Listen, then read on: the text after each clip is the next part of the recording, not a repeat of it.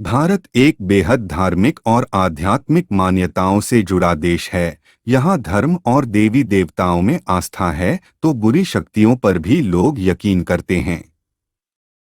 देश में कई ऐसी जगहें हैं जहाँ के लिए माना जाता है कि यहाँ बुरी शक्तियों, भूतों और आत्माओं का कब्जा है। ऐसे ही कुछ भूतिया स्थलों में सबसे ज्यादा मशहूर जगह है राजस्थान में मौजूद भानगढ़ का किला। ये किला अलवर जिले की अरावली की पहाड़ियों में सरिस्का अभयारण्य की सीमा पर मौजूद है। ये किला पहली नज़र में ही देखने में अजीब और डरावना एहसास पैदा करता है। माना जाता है कि यहाँ भूत बसते हैं। 1573 में आमेर के राजा भगवंत दास ने भानगढ़ किले का निर्माण करवाया था। किला बसावट के 300 सालों बाद तक आबाद रहा। 16वीं शताब्दी में राजा सवाई मान सिंह के छोटे भाई राजा माधो सिंह ने भानगढ़ किले को अपना निवास बना लिया था।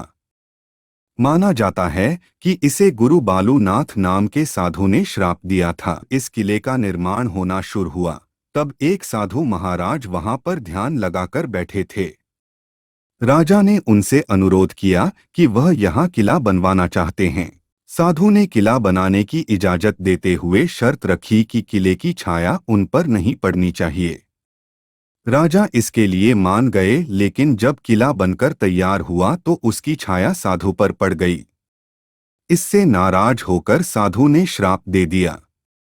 कहा जाता है कि साधु के श्राप से पूरा गांव नष्ट हो गया था।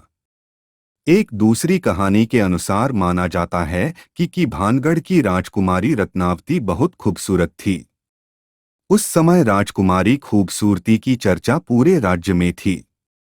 कई राज्यों से रत्नावती के लिए विवाह के प्रस्ताव आ रहे थे। उसी दौरान वो एक बार किले से अपनी सखियों के साथ बाजार में निकली। बाजार में वह एक इत्र की दुकान पर पहुंची और इत्र को हाथ में लेकर उसकी खुशबू सूंघ रही थी।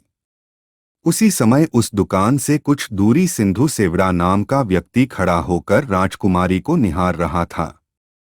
सिंघिया उसी राज्य का रहने वाला था और वह काले जादू में महारथी था। कथित रूप से राजकुमारी के रूप को देख तांत्रिक मोहित हो गया था और राजकुमारी से प्रेम करने लग गया और राजकुमारी को हासिल करने के बारे में सोचने लगा। लेकिन रत्नावती ने कभी उसे पलटकर नहीं देखा। जिस दुकान से राजकुमारी के लिए इत्र जाता था उसने उस दुकान में जाकर रत्नावती को भेजे जाने वाली इसकी बोतल पर काला जादू कर उस पर वशीकरण मंत्र का प्रयोग किया। जब राजकुमारी को सच्चाई पता चल गई तो उसने इत्र की शीशी पास ही एक पर पत्थर फेंक दी। इससे शीशी टूट गई और इत्र बिखर गया। काला जादू होने के कारण पत्थर सिंधु सेवड़ा के पीछे हो लिया और उसे कुचल डाला। सिंधु सेवड़ा तो मर गया, लेकिन मरने से पहले उस तांत्रिक ने श्राप दिया कि इस किले में रहने वाले सभी लोग जल्द ही मर जाएंगे और दोबारा जन्म नहीं लेंगे। उनकी आत्मा इस किले में ही भटकती रहेंगी। आज 21वीं सदी में भी लोगों में इस बात को लेकर भय है कि भानगढ़ में भूतों का निवास है। वर्तमान में पूरी भानगढ़ रियासत खंडर में तब्दील हो चुकी है, लेकिन भानगढ़ के मंदिर आज भी सही सलामत है। आपको जानकर आश्चर्य होगा कि यहाँ मंदिर तो है, लेकिन इन मंदिरों में एक भी भगवान की मूर्ति नहीं है।